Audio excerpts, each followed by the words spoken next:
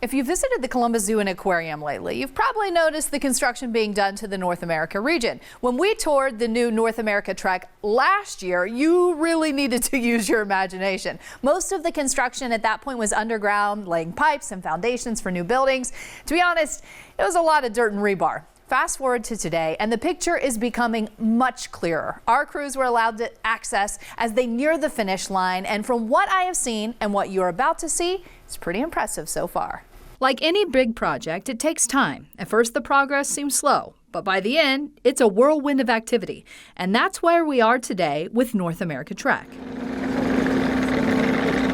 So it's been about 4 years. So you start planning and starting to understand what can we do with this space. You start to bring in designers, you bring in our animal care team with our planning and design team as well. And so that design process takes about 2 years, and then it's about 18 months to 2 years to construct. So yeah, this has been talked about even before I started at the zoo. So yeah, my first day I was interviewing general contractors for this job. So it's pretty exciting to start to see this actually come to fruition and get this out of the ground. Tyler Mickey has been here to oversee it all, but even he is surprised by the rapid pace of change in the last few months. I was gone for 2 weeks on a nice vacation, and I came back and this place totally changed in 14 days. It's pretty wild. But yeah, and every single day a little bit more gets done. You start to see this space take shape, and it's really exciting because I can't wait to show guests what this is going to be in this experience. It's going to be amazing. North America is about 14 acres, all encompassing. This is about 8 acres of that site. And so what we're doing here is really groundbreaking stuff as it relates to animal care and providing the best experience for our animals, but then parlaying that into providing the best experience for our guests. So we have multiple viewing angles and different ways for the guests to experience the different habitats. Otter, you're going to have multiple ways to view: deep water, a stream, dry play, and then you can be able to look at them from a little higher vantage point as you're walking up to bald eagle. And then even with some of the different sustainability aspects that we took into account here. So green roofs on a few of our buildings, which really extends, almost doubles the lifespan of what your roofing material is going to be. So we're not going to have that rip out and replace every 20 years or so. And then just the immersive experience that we're going to be able to provide, and really transporting people into maybe your backyard in Ohio that you don't necessarily get to take a look at very often, and then American Southwest, California, and then as we expand into phase 2, we're going to broaden that horizon to more North American spaces. From our rooftop vantage point, you can see the space taking shape. So this is our new black bear habitat. So it's an amazing space. It's going to be outstanding for the animals. So we have different climbing structures. There's a pool, there's a den, and then we have different spaces within the building itself where guests will be able to see them inside their own den. This is over double the amount of space that the black bears have currently. So we're at about 12,000 square feet where they had about 6,000 before. Everything meticulously planned, all the way down to the handcrafted stone facades. That's wildly important because we want to have folks be transported to these different areas. So part of North America Trek is experiencing North America. So we've got areas that are talking about Ohio and the Midwest, and then you've got our Mexican wolf space, which is more Southwest themed, and then this area is more California themed. And so we really want to have folks feel like they're in those spaces as they come to visit our park. When you look at some of the iconography that we utilize to do the design, and you put the picture up against the rockwork, and it's exactly the same. It's pretty incredible. You'll also notice a warmer North America with heaters strategically placed throughout the viewing areas. It's weird. Ohio gets cold in the winter, right? Yeah, but the beauty is that North American animals, that they don't really get impacted by the cold weather. So we want to provide better experiences for our guests to be able to view those animals in a more comfortable way. Previously, North America was much more wide open and broad, so you were walking through winter and experiencing that with the animals. We're going to provide some of those retreats for people to have a little bit warmer experience in North America. Between your otters and black bears, you're going to be seeing them more active, moose way more active, reindeer. But then as you get into polar bears and other things like that, this is what they like. This is what they appreciate. So you see a lot more natural behaviors in the wintertime. When we come back, a very special behind-the-scenes look. What we see as guests is impressive, but behind the scenes, there has been just as much care and planning. Welcome to the Black Bear Building. Still a work in progress, so pardon our dust, but just this week, the caging has started to go in, and these guys are just so good at what they do, so it's going up pretty quickly. We've created what we think is going to be a pretty flexible space for our bears. So right now, we have the flexibility to take on probably a pair. If a little trio came together, we could probably take all three. We do have some flexibility in our space. So these two doors and several of the other ones have both a solid panel and a mesh panel. So when we're ready for them to see each other but not share space, we can do that. That's nice. The first steps we would take are like getting to know each other's smells, so sharing bedding or rotating them through different spaces, and then we want to give that visual, and we'll give the visual from far away so that if they look and they're like, oh gosh, that's scary, they can move. But when they start spending time and looking at each other, then we open it up to put them next to each other, and then we have very detailed steps of when it's time to open that door. And we kind of plan for that. There's also space for specialized training and animal care. Training our animals to participate in their own health care is really important. So we'll be able to do injections in here for every animal needs vaccines, just like your cat and dog do at home. And then blood draw. Blood draw is very important. And then we'll also have a port for a bear to stick a head in. Dental issues can be very critical for humans, for pets, for our zoo animals. So being able to get a good look at those teeth is very important, or even potentially take x-rays. And all of these things we train them to be able to do while they're awake, being rewarded, it's positive for them, and then we can learn so much. The bears will have a special treat for those cold winter days. Heated floors? Heated floors. So this is one of the most exciting parts of it. We were really intentional in the design process in building spaces that would be functional for the bears, but also on view for our guests. I think one of the bigger complaints we get about our current black bear habitat is that you don't see her. She's been in her den out on exhibit all winter, but that location isn't ideal for a visual. So this room that we're in right now has a heated floor. When I say heated, we'll probably turn it on to like 40 or 50 degrees. They don't want to be too warm in the winter. They're looking for somewhere that's comfy. Yes, and boy, does it get fluffy in the winter. But these windows right here go out to a covered viewing area for our guests that will also be heated. There's some radiant heaters in the top. So I know when you walk through North America, especially for wildlights, we're one of the chillier areas because we don't have a lot of indoor spaces. So we actually took that into account as well. We're also going to have a den out on the habitat that's right in view of the window, that with both a heated and cooled floor. That's probably, in the whole design project, that might be the one thing that I was most excited about. Our black bears are awesome. They're just as cool as our polar and our brown bears. And we have a wonderful space for them. Our space just isn't designed with viewing in mind and the needs of the bear. So we married that here. And it's been really interesting to work through that process, and everyone's been fully on board with it, which has been a lot of fun because the creativity of our planning and our design teams and our construction firm is just fantastic. My goal is always that someone leaves here inspired, you know, to make some kind of change or just be more aware. Black bears especially are becoming much more common in Ohio. I think the next time they do a survey of where we actually have an established population, and that means we've got a breeding female, it's going to explode. We always want people to be able to interact with wildlife safely, because getting to see those animals really makes that connection. You know, so you're more connected if you see wildlife doing cute things, doing their own things, than if you just read about it or see it on TV. So we're hoping to provide those opportunities. The Otter exhibit is one of the other brand new spaces that enhances viewing to the max. New deeper pools will give guests the chance to really see these animals in action. Of course, building this space involves some serious action as well, especially the day the staff was on pins and needles as the acrylic viewing wall was installed.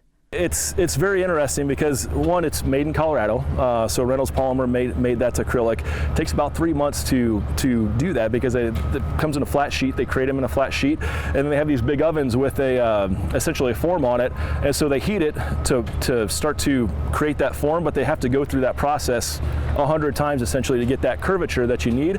And there's actually 3 pieces that create that one piece right there. And so when that gets done, I would challenge people to come out and take a look at it to see if they can find the seam, because if you're not looking for it, you're not going to be able to see it. When you look at it, unless you're right on it and you're staring at it, you're not going to be able to see the seams in it.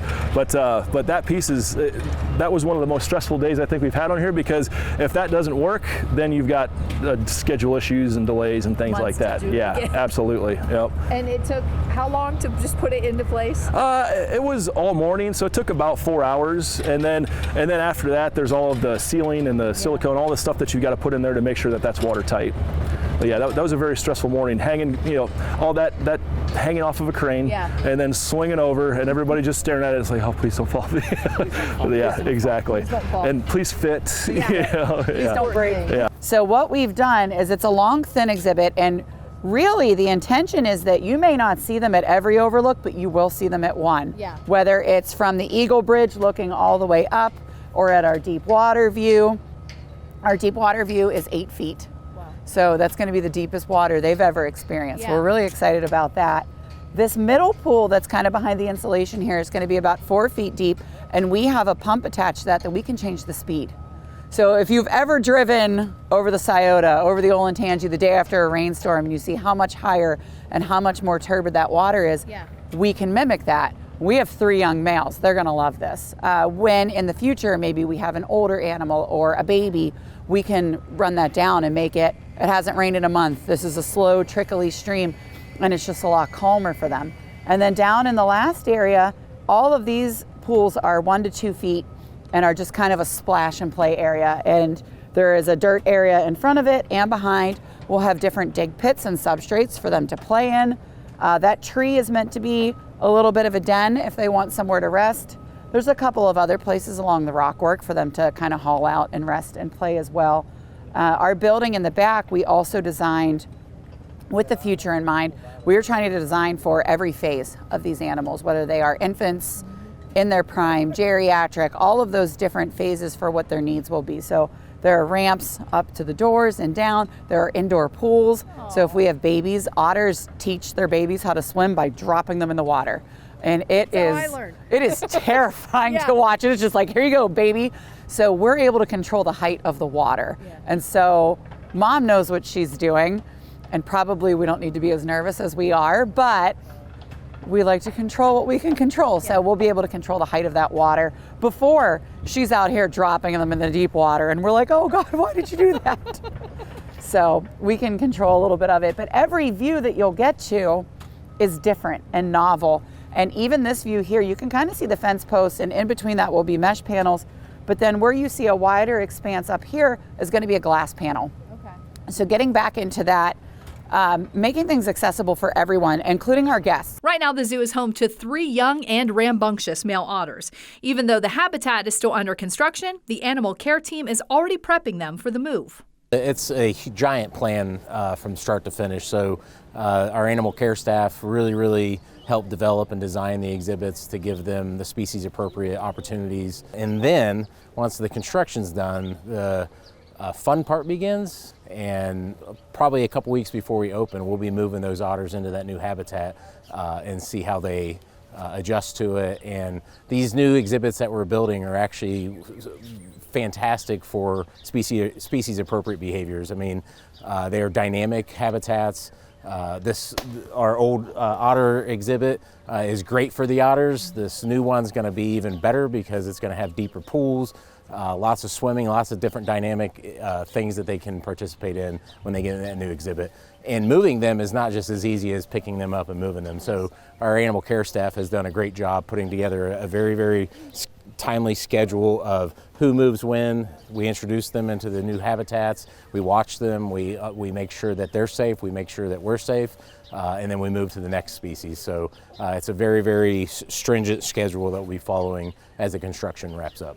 We do our best to build resiliency in all these animals. So all the training they do, all the enrichment the animal care staff does really builds the resiliency. So when they have a significant change like they're getting ready to come up with, they adjust very well. The staff is actually in the process of crate training the otters specifically. The otters will come in, they'll go to their new home, and then they'll come out in this brand new beautiful habitat. They're going to use their animal care staff as an opportunity and a source of communication. So the otters will depend on the keepers.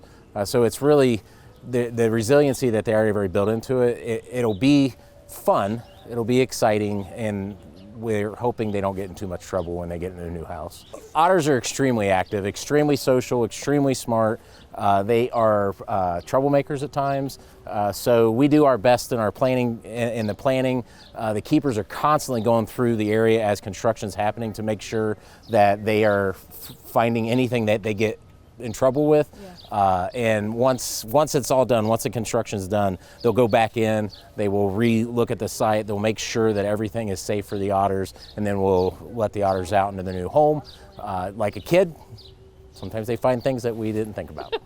They're going to be the original boys in the North America exhibit, and then eventually, hopefully, we'll bring in breeding animals and have cute baby otters. Only time will tell, and that really depends on what is needed to help the survival of the species.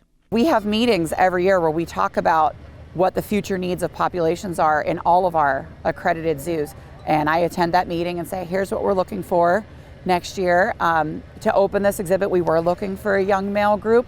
They'll be dynamic, they'll be exciting. You can keep them in a bigger group so people will get to see them more frequently. But we may be asked in the future if we can take on a breeding pair or if we can add some boys to this group. So that's something that we'll keep in mind and see what we can do that's good for our population here and good for the population at large. And with everything that you're building, the facility, you're really setting yourself up to be able to do that. Yes. Yes. Again, all of the design was very intentional to try to prepare us for multiple different groups of otters and multiple different opportunities to either be in the breeding program or be a holding facility. Sometimes that's what a program needs. With our Mexican wolves, we don't have a breeding recommendation right now. They are a recovery species, so the offspring of any wolves in zoos could be fostered out into a wild den. We will be prepared to step right back in if we're needed as a breeding facility. Right now we are needed as a holding facility, and that's what's really important to the group. So we're going to have a group of 5 male wolves out there to begin with. They will be really fun to watch. That'll be a fun watch too, a fun group. So we're looking forward to welcoming them this spring. It sounds like it's going to be very active. Yes. When we come back, one of the Columbus Zoo's many conservation success stories and more. One program that has thrived over the years is the bald eagle, so much so that the once dire situation for the eagles has come back from the brink. Our intention and most bald eagles that are in human care now are just ones that were just non-releasable. They're not as endangered as they used to be, so we don't need to save every single eagle. When we have our partners that are rehabilitating those eagles, they're making sure that those eagles are going to have a great life moving forward. So most of ours are pretty well flighted, but we do have an older female now who has arthritis. One of the benefits of pulling her to an off-view exhibit for this construction project has been that she's allowed us to train her to take medication. So she will come down now and she gets it in a fish every morning. She comes down, eats her fish. It's a little bit of a pain med, and that just helps her be able to navigate the exhibit and get up and perch like we'd like her to be able to. But knowing that she's slowing down and that she can't perch as well as she used to be able to, we're making sure that we're keeping that in mind with ways for her to get up to the different perching options as well. We currently have 2. I am in the market for more. Again, I never want an eagle to be non-releasable. We had a couple of candidates this spring, and luckily they were all releasable. So I always say, hooray, congratulations, I'm so happy for you. We do typically stay with females. If you've ever watched courtship behaviors of bald eagles, they fly, lock talons, and drop towards the ground. And I would rather avoid that. I don't want to create a situation where they could injure themselves here. So we stay with the girls so we don't have those behaviors happening as frequently. We do have ones that'll hang out with each other more, like everybody joins a friend group. We've had up to 4 in our old exhibit, and I think 4 could live nicely here. So again, it's always good to have space that you're not using yet instead of being asked if you can take more and not have the space for them. So I'm on the lookout, so hopefully we'll add to our flock here this spring. Because the numbers are getting better in the wild, we're not at the Columbus Zoo, the breeding program that once was to try to help do that doesn't really happen anymore. Where there were times that we had almost 0 or less than a dozen in the whole state. So it's been a really inspiring story to watch that species bounce back. And just like their neighbor, the otters, the new space for the eagles will greatly increase the guest experience. We want all of our guests to enjoy the experience. So we tried to build in that ability to experience the animals at every location for everyone. If you look right behind the otter exhibit, you'll see a big bridge. Yes. That bridge is going to go right through the middle of the bald eagle exhibit. That's really cool. They will have the ability to perch. There'll be some perches off of those high posts. They can also sit on the roof if they want to. I think the roof's going to be pretty popular. And then on either side, they can go under or over that bridge, and then on either side are spaces for them to perch or be on the ground. We have a new pool for them.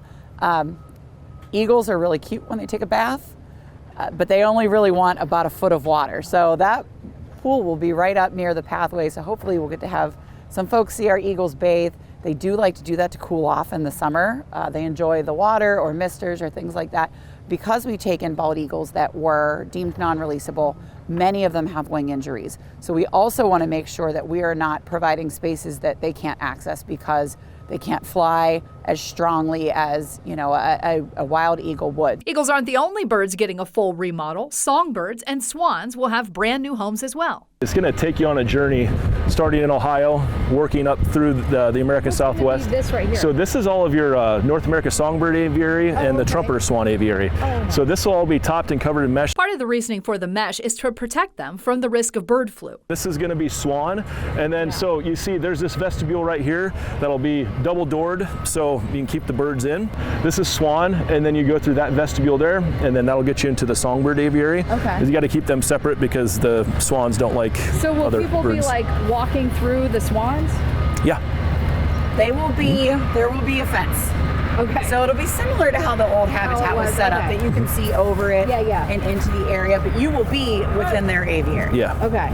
So it's not going to be like me and Swan. No. No. Wow. You swan, or so you fence swan. Okay, cool. Like, that's wild. Yeah. After all, swans don't always have the most friendly of reputations, which is the case for the zoo's male swan, kind of. Normally, and he can be a little ornery when breeding season comes around. We actually can't let our tall male seasonal keepers and interns in with him because he chases them out. So he can get his feathers in a twist, but he has this soft spot for feeding little ducks. You heard that right. Our male swan likes to feed ducks. So he will take his bill and grab kibble and drop it for the ducks. And I was like, oh God, please don't do that. Because of the risk of bird flu, that meant that the swans had to move. We had a pair of mallards show up, and then 2 days later we had a second pair, and then I walked past and he's, and I went, we gotta move him. We gotta move him. It was like this atrociously cold day in December, and I'm like, I'm so sorry everybody, but we have to. Maybe you guys need to get him some duck friends that you can, So that's part of, their pool is going to be so big that we have thought about trialing the ducks that are currently in our aviary in with the swans. We'll see how they do. And then that'll give us more options, again, for these rescue or rehabilitated waterfowl that there's not always a home for. So it'll be interesting and fun. Yes, he can feed his ducks. I think he would love to feed his ducks. And what about all those pools and water features? Turns out that the planning and maintenance is state-of-the-art too, with new life support system that's constantly recirculating the water. Because I mean, that's previous, it was all dump and fill pools and things like that, it's not sustainable. And so this is a way that we can recirculate that water, clean it, make sure that when it comes in, it's cleaner than when it went out there the first time. So, and you can do that indefinitely. And we use just a little bit of water to backwash these filters and clean them out. But with the size of the exhibit that we have and then the size of these filters, we're not going to do as much of that backwash either. So a lot of that design that we did on the front end is going to help us save money on the back end. Yeah, so I was going to say, this is going to help you environmental impact and also, I'm sure, financially. Absolutely. Yeah, absolutely. Delco appreciates it as well because we're not using as much water. I'm sure. Yeah, but this space is, I mean, it's engineering marvels. I mean, you see the miles of pipe that go along with this. And so all of this pipe, it's piped into that exhibit, but you didn't see any pipe when you're out there. So when you were out here this last time, a lot of that leg work that we do is all of that underground work, all of those things, all those pipes. And so what we did when we were installing all of that, so you're cutting those trenches for the pipes, another LSS area that'll feed the bear and wolf exhibits. So those are two totally separate systems, but they both serve the same purpose. Now, do you have all of these set to where you have like a control that controls all of them, or is it all separate systems? Yeah, so there's a PLC, which is that system that'll be able to set all those limits and parameters and various things like that, because otter pool is going to be a little bit different than wolf, going to be a little different than bear. So within bear and wolf, they'll have those two separate systems that our LSS team will be able to manage those independently, and then this building will have its own system as well. But then we can read that remotely as well. So if we get an alarm, the guys can pull it up at home and be able to see like, oh, that's not a big deal, or oh gosh, we got to go in and take care of this. Every aspect down to the pipes meticulously planned in the name of sustainability and conservation. We have the luxury of some space here, and so to be able to leverage that in the best way for the animal care, and then have the guests be able to provide guests a better vantage point of those natural behaviors and these great habitats, that's the one thing that we really hang our hat on, and that's the one thing we really want to accomplish through any of our projects is how can we provide the best animal care and the best animal well-being experience while also providing the best guest experience that we can. I think if folks come in and they feel somewhat inspired to take some action in their own life, whether it's from a conservation perspective or just to maybe change how they view their own litter or their own trash, like those are the types of things we're going to be talking about as part of the interpretive design within this space. So we want people to come away with taking some kind of even small action in their life to be able to make a positive change. North America Track will be open in late spring, early summer. Local for you, Monica Day, NBC4.